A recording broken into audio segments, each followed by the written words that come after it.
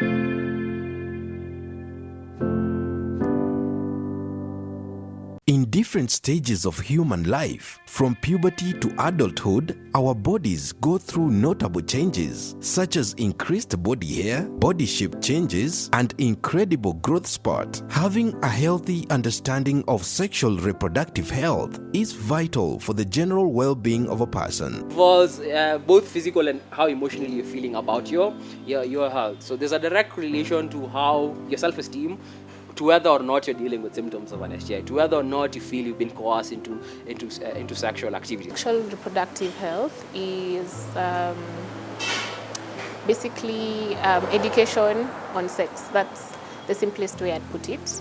It's physically how you're feeling about your body, physically how you're feeling, actual raw symptoms, how you're feeling about your body, and then emotionally to how confident you are you experiencing any stigma, and all comes together to bring around the whole entire concept of sexual and reproductive health. In many homesteads, the discussion around sexual reproductive health is often shrouded in secrecy and sometimes even misinformation. In my quest to find out the truth behind it all, I met Arvin Amukasa, Bani Awor, and Samuel Mibe, who shared their opinions on the subject. We are not comfortable at all.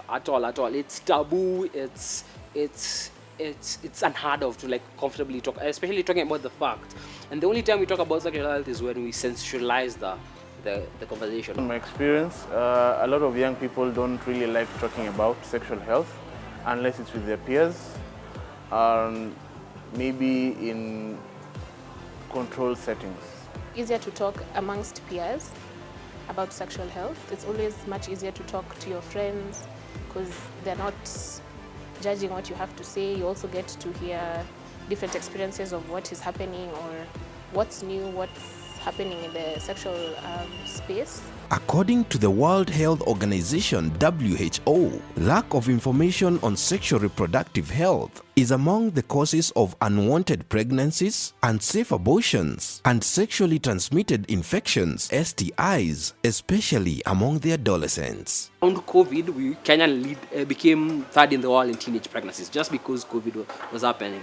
HIV prevalences around people my age is 15%. The lack of awareness leads to a lot of health issues and challenges, because you find that you might have early pregnancies, people have some diseases that they cannot talk about. There are real-life consequences that from not having the right information that I keep discovering. The loss of lives is undesirable even among the unseen beings. According to WHO, each year, an estimated 1 million people acquire a new curable STI. The estimates also showed that there are 39 million unsafe abortions globally each year, resulting to approximately 33,000 deaths. With this data in mind, something ought to be done to change this distressing narrative. Say from teenagers, because even when we're in primary, we are being taught about reproductive health, and it sparks some curiosity, even if you're not able to talk about it. Platforms like our own that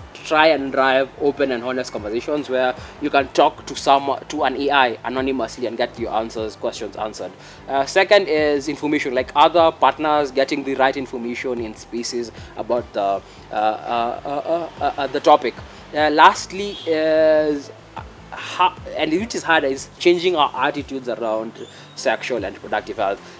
When you give people the information they need, you're protecting them. Not giving them information is harming them, but our mindset is we need to make information age appropriate. Do not tell some people about some things. That's an entire attitude change. Good to have an open communication and access to information. A call to action by the United Nations Populations Fund motivated Arvin Amukasa to invent SophieBot, an automated conversation to aid in answering sexual reproductive queries. AI meaning artificial intelligence. When you're talking to SophieBot, it's not a human being understanding and answering a question. We built technology that could learn from previous questions to answer new and unexpected questions. I've interacted with SophieBot, and so far I can say it's a platform that allows an individual to ask sexual-oriented questions, and they get responses on what to do or what it entails. Yeah, just generally giving information on various sexual topics. So that's the whole source into it, that you're not talking to another human being to get your answers, you're talking to our technology who can give you consistent answers. Artificial intelligence, AI, continues to redefine the health sector day after day. Mr. Alvin Amukasa shared with me the other ways AI can be used to improve health operations, enhancing medical services.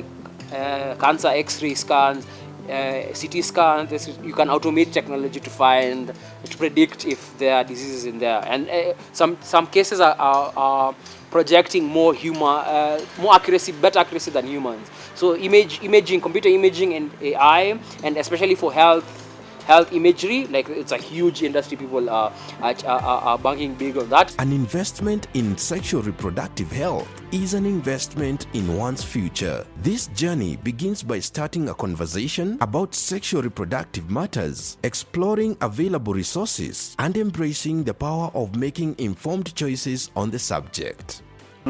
Try and explore, ask questions, and I think it will give you the right feedback for your information.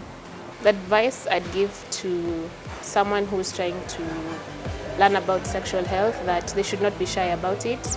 Everyone needs to, or has a right to, discover themselves sexually or be able to be connected to platforms that educate us on sexual education. Step one is to have open and honest conversation. It's not a time to laugh or crack jokes when you talk about sexual health. It's not a time to sensationalize the topic.